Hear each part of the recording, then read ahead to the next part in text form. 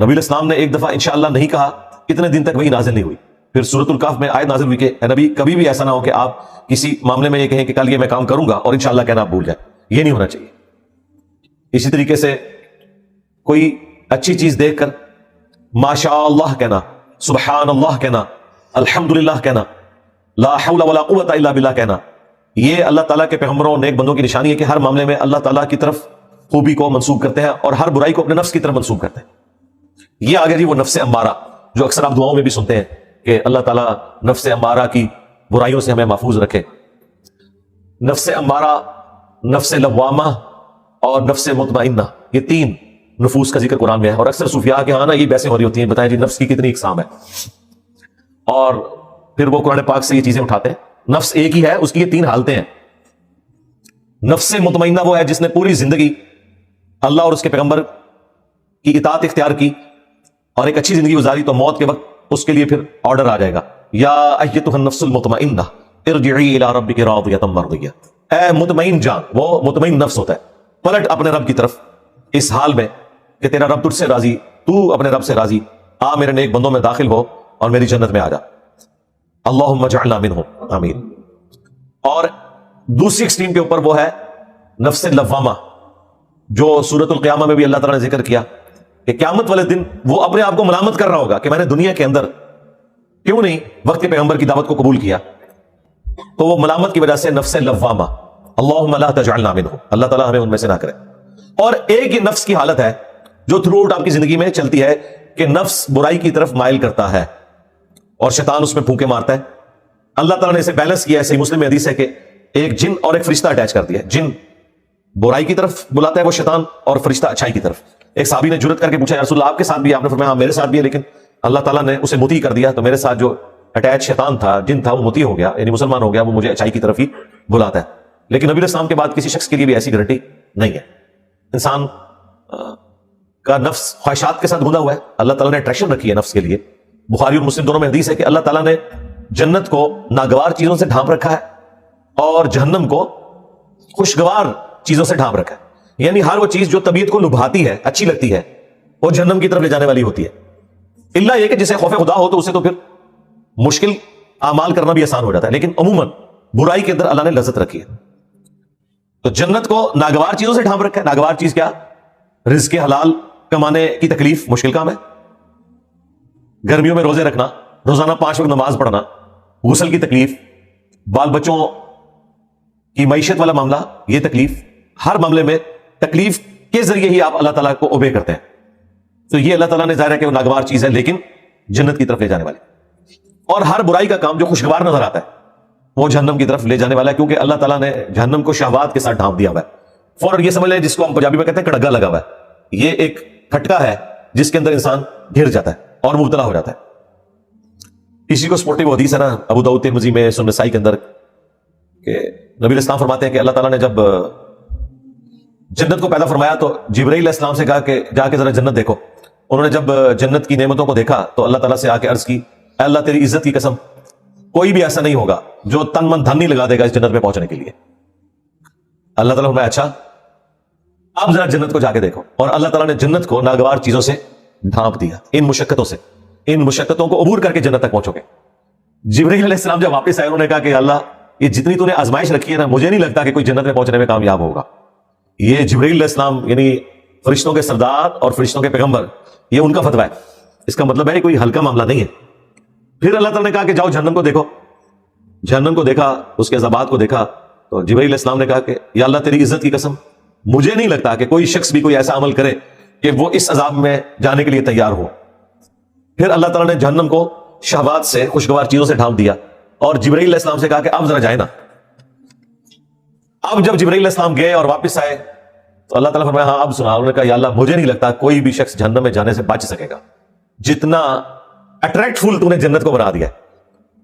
اب دیکھیں یہ جہنم جو اللہ تعالیٰ نے اتنی اٹریکٹ فل بنائی ہے، دنیا میں وہ چیزیں حرام کر دی ہوئی ہیں، لیکن آخرت میں جنت میں پہنچ کے وہی چیزیں انعام بھی ہیں جن سے دنیا میں روکا گیا تھا. وہی چیزیں انلمیٹڈ انعام کی شکل میں.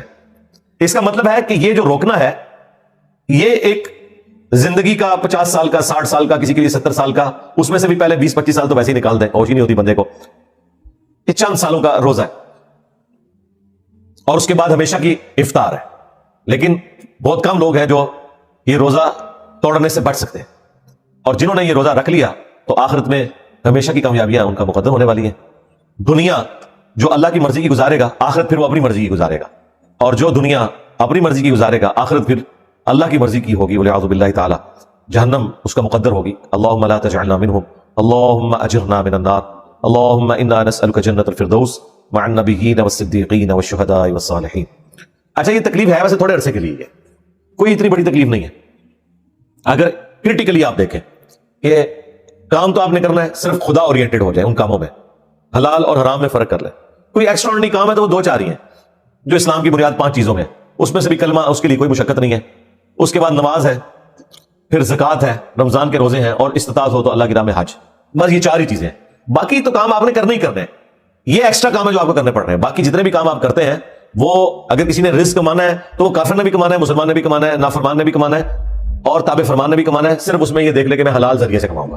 کرنا تو ہے اس نے سارا کچھ.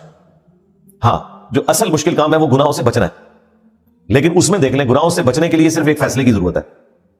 نیکی کرنے کے لیے فیصلے کی ضرورت نہیں, صرف ایفرٹ پٹ کرنی پڑتی ہے. خالی فیصلہ کرنے سے تو کوئی فجر کے وقت اٹھ نہیں سکتا جب تک وہ اٹھے گا نہیں.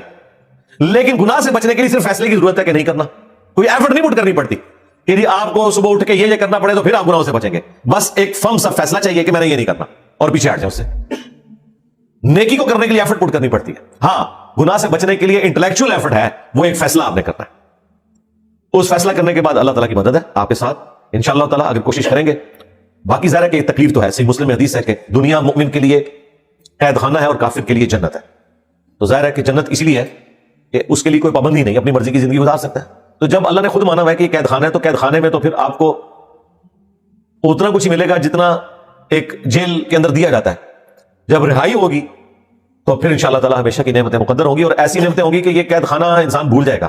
صحیح مسلم میں حدیث ہے کہ قیامت والے دن اللہ تعالیٰ ایک مفلس شخص کو بلائے گا اور فرشتوں سے کہے گا کہ ذرا اسے جنت کا ایک پھیرا لگواؤ نا.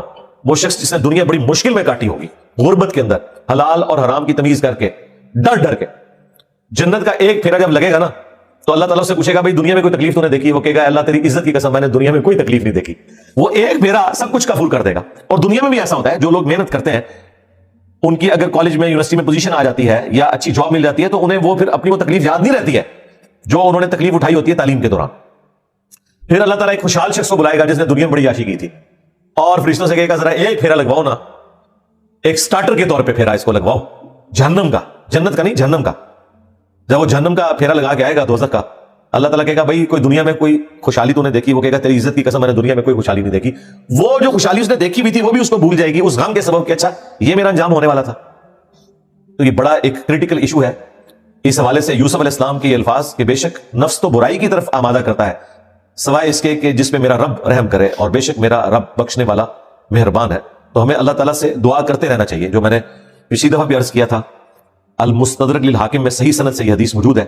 سیدہ فاطمہ سلام اللہ علیہا سے نبی صلی اللہ علیہ وآلہ وسلم نے فرمایا کہ اے میری بیٹی مجھ سے لے لے یہ تحفہ, اور آپ نے خود یہ تحفہ دیا کہ صبح شام ایک دفعہ پڑھ لیا کر یا حی یا قیوم برحمتک استغیث اصلح لی شأنی کلہ ولا تکلنی الی نفسی طرفۃ عین. اے خود سے زندہ, ہر چیز کو تھامنے والے, ہر چیز کو قائم رکھنے والے, اصلح لی شأنی کلہ, میرے تمام جو معاملات ہیں کام ہیں ان کی اصلاح فرما دے. ولا تکلنی الی نفسی طرفۃ عین, اور مجھے پلک جھپکنے کے برابر بھی میرے نفس کے سپرد نہ کرنا, تو نہیں مجھے سنبھالنا ہے. اور یہی دوسرے انداز میں لا حول ولا قوت الا باللہ جو بخاری مسلم میں آیا کہ یہ جنت کے خزانوں میں سے خزانہ ہے کہ نہیں ہے طاقت نیکیاں کرنے کی اور نہ ہمت ہے گناہوں سے بچنے کی مگر اس کی توفیق سے. یہ حرز جاں بنا لے, اپنے آپ کو خدا کے سپرد کرے. تو نفس نے برائی کی طرف یہ مادہ کرنا ہے اس لیے کہ نفس کے اندر اٹریکشن ان چیزوں کی رکھتی گئی ہے. البتہ اسے اوور کم کرنا ہے آپ نے تو اس کے لیے وحی کی تعلیمات ہے, اور اندر سے جو اچھائی کی آواز آتی ہے اور اندر گواہی دیتا ہے کہ یہ کام غلط ہے مجھے نہیں کرنا, وہ فرشتہ جو آپ کو تھپکی دے رہا ہوتا ہے. اللہ تعالیٰ نے فَأَلْهَمَهَا فُجُورَهَا وَتَقْوَاهَا, برائی کا مادہ بھی ودیت کر دیا ہے اور اچھائی کا بھی, یعنی برائی کی طرف اٹریکشن والا معاملہ اور برائی کرنے کی طاقت بھی دے دی ہوئی ہے, لیکن ساتھ ہی اچھائی کے حوالے سے بھی انسان کے انسٹنکٹ میں ڈال دیا ہے. وہ اچھائی اسے بتاتی ہے کہ یہ برائی کا کام ہے, تم نے اس سے بچنا ہے. لیکن ظاہر ہے کہ بچے گا وہی جو کوشش کرے گا. اللہ تعالیٰ نے اپنے پیغمبروں کے ذریعے, کتابوں کے ذریعے حق کا حق ہونا اور باطل کا باطل ہونا بتا دیا.